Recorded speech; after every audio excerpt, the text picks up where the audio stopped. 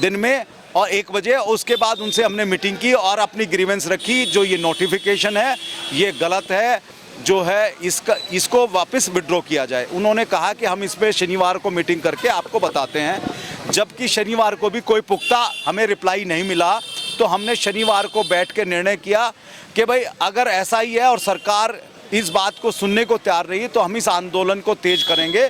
और हमने सोमवार से ये निर्णय लिया कोऑर्डिनेशन कमेटी में कि भाई हम जो है फिर किसी भी, क्योंकि ये कह रहे हैं कि जी पुलिस थानों में बैठ के ही सारी प्रोसीडिंग कर लेगी, तो थानों से कर ले, फिर यहाँ ज़रूरत ही नहीं, ना नायब कोर्ट की ज़रूरत है ना पुलिस की ज़रूरत है।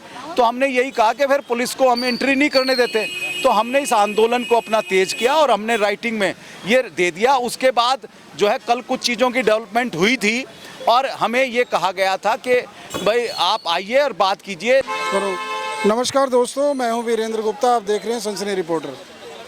देखिए कि अचानक हम इस समय सुप्रीम कोर्ट ये रोहिणी कोर्ट के बाहर खड़े हैं और इस समय एक मुद्दा गर्मा गया है। उपराज्यपाल महोदय ने एक नोटिफिकेशन जारी किया है जिसके अंतर्गत जो गवाही की प्रक्रिया है वो पुलिस थाने के अंतर्गत होगी।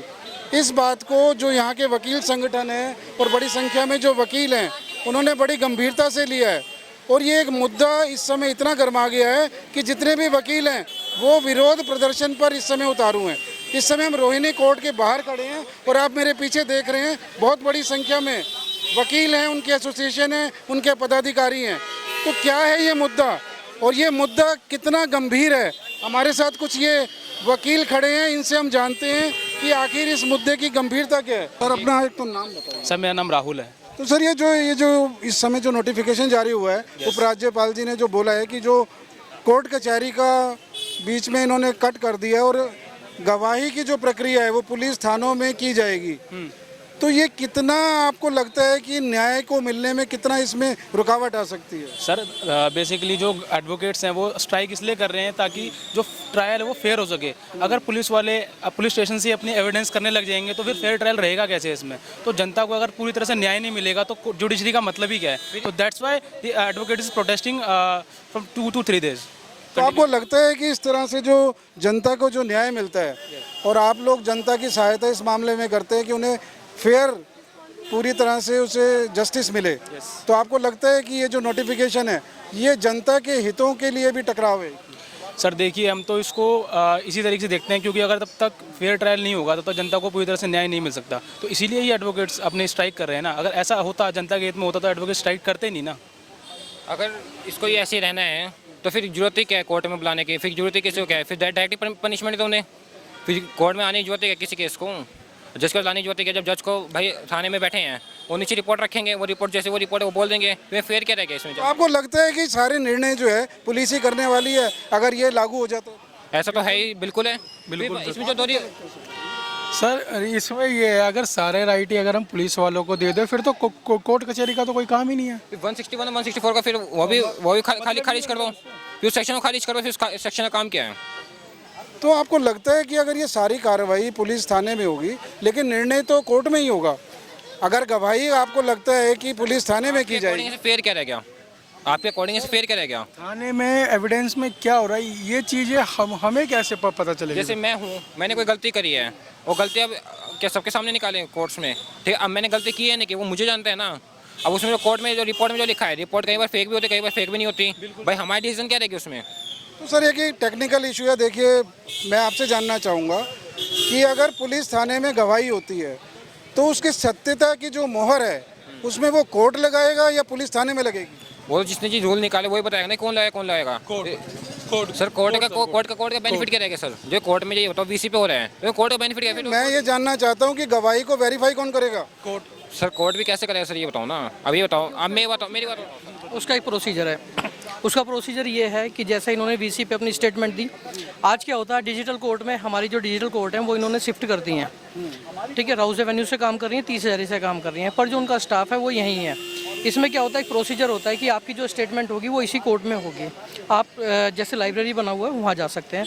अगर कोई नोटिस होता है, घर से भी कई लोग करते हैं, तो उसमें क्या होता है कि उनके एडवोकेट के पास थ्रू मेल और व्हाट्सएप जो कोर्ट बयान रिकॉर्ड करता है वो एविडेंस की कॉपी जाती है, जिस पे एडवोकेट उनको साइन करके वापस रिवर्ट बैक उनको देते हैं कोर्ट को, जो फाइल पर लगता है। तो इस समय इसमें परिवर्तन क्या हुआ है? देखिए उपराज्यपाल जी ने तो अभी ये नोटिफिकेशन परिवर्तन की मैं बात बताता हूँ। देखिए, सबसे पहले ये समझना होगा कि ये जो लड़ाई है, ये वकीलों की अपनी लड़ाई नहीं है, ये जनता की लड़ाई है।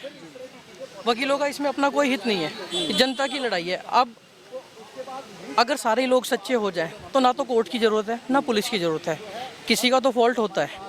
अब जो राइट टू डिफेंस हमारा कॉन्स्टिट्यूशन हमें प्रोवाइड करता है, फंडामेंटल राइट हमें देता है, वो किस लिए देता है कि भाई मेरा क्रॉस एग्जामिनेशन का राइट है। आप देखिए, छोटा सा एग्जांपल देता हूँ। वाइफ ने एलुमनी मांगी या मेंटेनेंस मांगा तो हस्बैंड कहता है कि मेरे पास कुछ भी नहीं है, मेरे पास कुछ भी नहीं है, मैं कोई काम नहीं करता हूँ, I am not fit abled body, ठीक है, वो ये कहता है। अगर उसी अनफॉर्चुनेटली उसी आदमी का कोई एक्सीडेंट होता है तो रिपोर्ट क्या आती है कि मैं 40,000 रुपये महीना कमाता था, मैं 3 महीने से बेड रेस्ट पे हूँ, मेरा 1,20,000 का बिल हो गया। इन चीज़ों को अगर हमें सच्चाई लानी है, सामने कोर्ट तो आना पड़ेगा। पुलिस वाले क्या करेंगे? आप पुलिस वाले स्टेटमेंट दे रहे हैं, आपको नहीं पता कैमरे के पीछे कौन है जो उनको इंस्ट्रक्ट कर रहा है, उनके पीछे कौन है जो इंस्ट्रक्ट कर रहा है, ठीक है। कोई भी क्वेश्चन आपने, इंपॉर्टेंट क्वेश्चन जहाँ भी आपने पूछा, यू आर नॉट श्योर कि भाई इंटरनेट कनेक्टिविटी इशू हो गया, सर इंटरनेट चला गया था, वहाँ उनकी मदद के लिए तो सारी चीज़ें ना। जब पुलिस वालों को पूरा मौका है, उन्हें जो कार्रवाई करनी है, जो स्टेटमेंट देनी है, तो वो फ्री हैं, अपनी चार्जशीट बनाते हैं, उसमें कोई एडवोकेट, कोई कोर्ट उसके ऊपर प्रेशर तो नहीं करता। इंडिपेंडेंट एजेंसी अपने हिसाब से काम करती हैं। सर अब मैं ये जानना चाहूँगा कि आपको लगता है कि जो पुलिस का काम है वो कानून व्यवस्था बनाए रखने का काम है, शांति बनाए रखने का काम है, और जो न्याय मिले ना मिले ये कोर्ट को, आप लोगों को तय करना है। आपको लगता है कि कोर्ट के काम में सीधा सीधा हस्तक्षेप है ये? देखिए, पहले मैं आपको थैंक यू कहना चाहूँगा, ठीक है, क्योंकि जितने भी नेशनल चैनल है ना, वो तो सब मेरे ख्याल से अब एक पार्टी है जो आप समझते हैं ना, तो वो उन्हीं की हो गई है, ठीक है। हरियाणा में क्या हो रहा है? क्या पुलिस ने ठीक काम किया? यूपी में क्या हो रहा है? क्या पुलिस ने ठीक काम किया? देखिए हमारा काम ये है, देखिए जनता की आवाज़ उठाना। अगर उसके साथ कुछ गलत हो रहा है तो हम ये नहीं देखते कि कोई पार्टी हम किस पार्टी से बिलोंग करते हैं। हमारा मतलब ये है कि जनता को जो न्याय मिले उसके लिए आवाज़ उठाने वाले। मेरे कहने से आप 10 लोगों का इंटरव्यू लीजिए, नॉन एडवोकेट, पब्लिक पर्सन, आप उनसे पूछिए क्या वो पुलिस के काम से खुश हैं। जवाब आपको मिल जाएगा, शायद मुझे देने की जरूरत ही नहीं है। हाँ, देखिए ये भी बड़ा प्रश्न है कि जो आम जनता है वो पुलिस की छवि उसके मन में किस प्रकार की बनी हुई है, और ये जो एक ये आदेश हुआ है, ये जो नोटिफिकेशन जारी हुआ है, ये सिर्फ एक ये वकीलों के काम के ऊपर नहीं है, ये एक जनता की जो पुलिस की छवि बनी हुई है, इसमें भी एक प्रश्न चिन्ह लगाता है। तो आपको क्या लगता है सर, ये जनता इस फैसले को किस रूप में लेगी? जनता के पास तक अभी तक जो है, जो पार्टी अभी सरकार में है, जो स्टेट में है, वो पूरी तरीके से इसको बता नहीं पा रहे हैं, ठीक है ना। They are totally failed. जब वकील सड़क पे उतर रहे हैं, ठीक है ना, एक मैसेज जाएगा क्यों उतरे।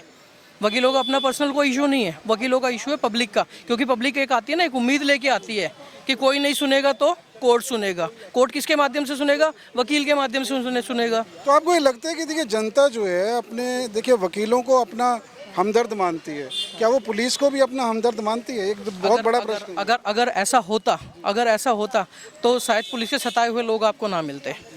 इस दुनिया में इतने लोग हैं, इस भारत में भी इतने लोग हैं जो पुलिस के सताए हुए हैं, ठीक है। अगर आपकी जेब में पैसा है तो रातों रात पूरी चार्जशीट बदल जाती है, ठीक है, पूरी चार्जशीट बदल जाती है, सेक्शन बदल जाते हैं, ठीक है। आपके पास अप्रोच होनी चाहिए, आपका पैसा होना चाहिए। अगर आपके हक के लिए कोई लड़ता है तो वो एक वकील है, ठीक है। आप देखिए वकीलों के ऊपर अटैक होते हैं, वकीलों को थ्रेट्स आती हैं, धमकी आती हैं।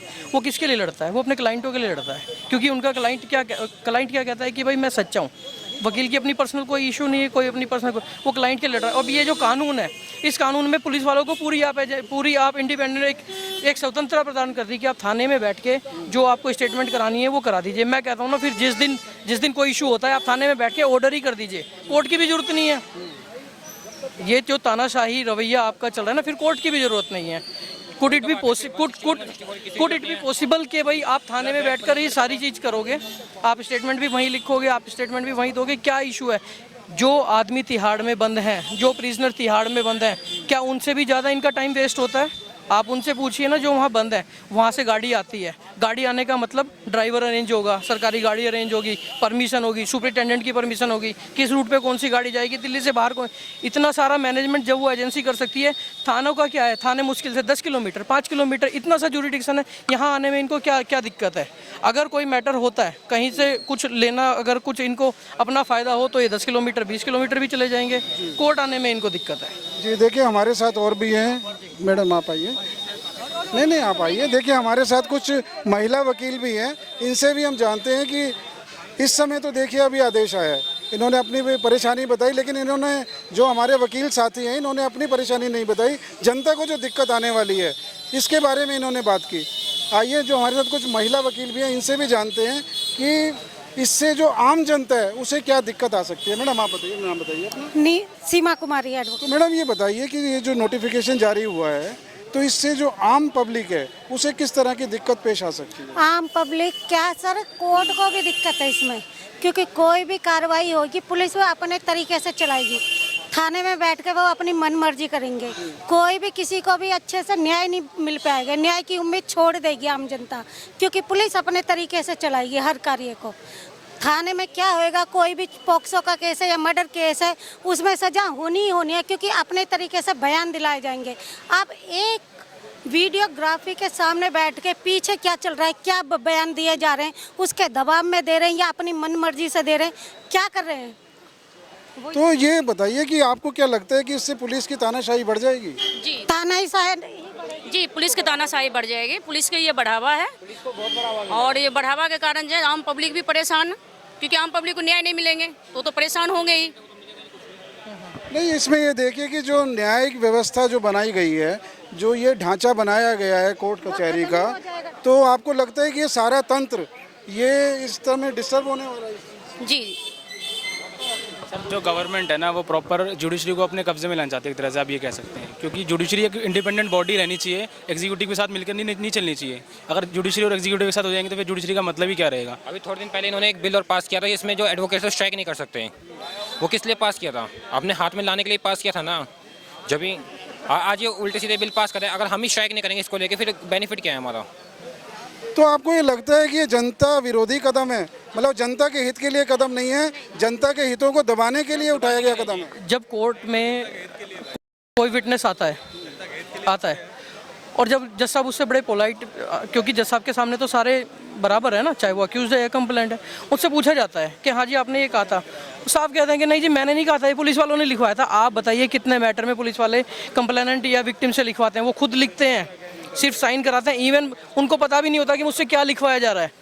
जब वो अभी ऐसा कर रहे हैं तो जब उनको पूरी स्वतंत्रता मिल जाएगी तब वो क्या करेंगे? हाँ बिल्कुल ठीक बात है। आपको ये लगता है कि जो पुलिस किसी भी केस की अगर सत्यता की जांच करती है उसे प्रूव करने के लिए कोर्ट में लाया जाता है। अब ये काम सारा पुलिस थानों में होने वाला है, तो इससे कितनी दिक्कत है सर? आप बताइए। बहुत ज़्यादा दिक्कत आने वाली है सर, और ये दिक्कत इसलिए है कि आम पब्लिक इसमें जो है उसके सारे पावर छीन लिए जा रहे हैं आम पब्लिक के, क्योंकि सारी पावर पुलिस को दे दी जा रही है। वो डंडे के बल पे सारा काम करा लेगी और इसके पहले भी कराती रही है। और इस आगे जो है अगर ये निष्पक्ष कोर्ट में ही आने के बाद उसको पूर्ण रूप से न्याय मिल सकता है, और वो थाने में करा लेंगे सर, जैसे चाहेंगे वैसे करा लेंगे। इसलिए मैं सरकार से यही निवेदन चाहूँगा कि इस कानून को वापस लिया जाए। सर आप कुछ कहना चाहेंगे? ये जनता, नाम बताइए। विनय कुमार मिश्रा मेरा नाम है, एडवोकेट विनय कुमार मिश्रा। तो आपको लगता है कि ये आम जनता के लिए भी इस समय देखिए दिक्कत पैदा होने वाली है? वकील संगठन है, कोर्ट कचहरी है, जो व्यवस्था है ये पूरी तरह से डिस्टर्ब होने वाली है। जनता का हित प्रभावित होगा इससे, क्योंकि पुलिस जो है एविडेंस देगी वीसी से, तो वहाँ हम लोग जो सत्यता की जांच करते हैं, यहाँ कोर्ट में जब गवाही होती है, एविडेंस होती है जज के सामने, तो उसमें सत्यता की जांच होती है, परखा जाता है कि विटनेस गलत बोल रहा है सही बोल रहा है। अब जब थाने से वीसी से करेंगे तो पीछे कौन पुट कर रहा है उनको, कौन बता रहा है, ये क्लियर नहीं हो पाएगा ना। तो इससे जो है सत्यता हमारी जो है पब्लिक प्रभावित होगी और निर्दोष आदमी जो है वो दोषी करार हो सकता है। तो ये वापस सरकार को ये काला कानून वापस लेना चाहिए। देखिए आपने देखा इस समय जितने भी वकील संगठन है, आम पब्लिक है, देखिए अभी तक तो ये जितने भी वकील संगठन हैं या जो वकील हैं अभी तक तो ये प्रदर्शन आज से शुरू कर रहे हैं। लेकिन जब ये जनता के जो मुद्दे हैं, अगर जनता इस बारे में क्या सोचती है, अभी आपको कुछ आने वाले वक्त में ये भी अभी पता लगेगा, क्योंकि जो जनता का जो न्याय मिलना है वो उसके लिए कितना कठिन होने वाला है। क्योंकि आज के समय में भी पूरा अपना न्याय लेने के लिए उन्हें कोर्ट में जाना पड़ता है, कचहरी में जाना पड़ता है, वकील साथियों को अपने साथ लेना पड़ता है। न्याय व्यवस्था इस समय क्या अपना ये पक्ष लेने वाली है, किसका पक्ष मजबूत रहने वाला है, और ये पुलिस को इतने अधिकार दिए क्यों गए हैं? आप अपनी राय हमें अपने कमेंट्स के माध्यम से देते रहिए। आप देखते रहिए सनसनी रिपोर्टर। कैमरामैन चंदन के साथ मैं वीरेंद्र गुप्ता। मेरा नाम राजीव तैलान है। मैं रोहिणी, जो हमारी डिस्ट्रिक्ट कोर्ट में हमारी bar association, Rohini court bar association, उसका प्रेसिडेंट हूँ मैं। और मेरे साथ जो है हमारे सेक्रेटरी साहब है प्रदीप खत्री जी, वाइस प्रेसिडेंट है मूलचंद वर्मा जी, जॉइंट सेक्रेटरी है परवीन डबास जी, और बाकी पदाधिकारी हमारे साथ हैं सारे। हमारा सबका इशू है, पूरी दिल्ली की जो है वो इशू ये है कि 13 तारीख को एलजी साहब ने, दिल्ली के एलजी साहब ने एक नोटिफिकेशन जारी किया है, उसी चीज़ को लेकर हमने पूरी कोऑर्डिनेशन कमेटी जो हमारी है दिल्ली की डिस्ट्रिक्ट कोर्ट्स की, उसने एक रिप्रेजेंटेशन दिल्ली सरकार को, एलजी साहब को भेजा था कि हमारी ये मांग है और इसको आप जल्द ही निर्णित करें। मगर उसके बाद सरकार ने उस बात पे कोई ध्यान नहीं दिया। फिर हमने जो है कोऑर्डिनेशन कमेटी ने निर्णय किया कि हम फिर हड़ताल पे जाएंगे।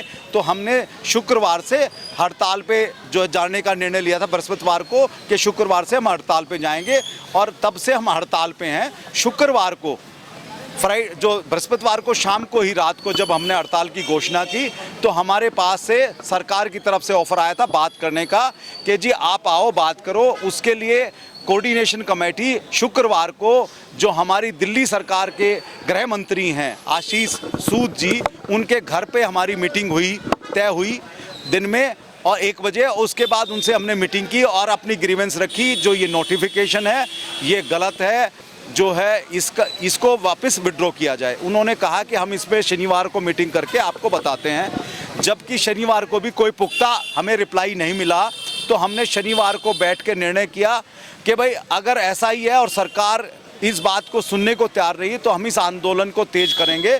और हमने सोमवार से ये निर्णय लिया कोऑर्डिनेशन कमेटी में कि भाई हम जो है फिर किसी भी, क्योंकि ये कह रहे हैं कि जी पुलिस थानों में बैठ के ही सारी प्रोसीडिंग कर लेगी, तो थानों से कर ले, फिर यहाँ ज़रूरत ही नहीं, ना नायब कोर्ट की ज़रूरत है ना पुलिस की ज़रूरत है। तो हमने यही कहा कि फिर पुलिस को हम एंट्री नहीं करने देते।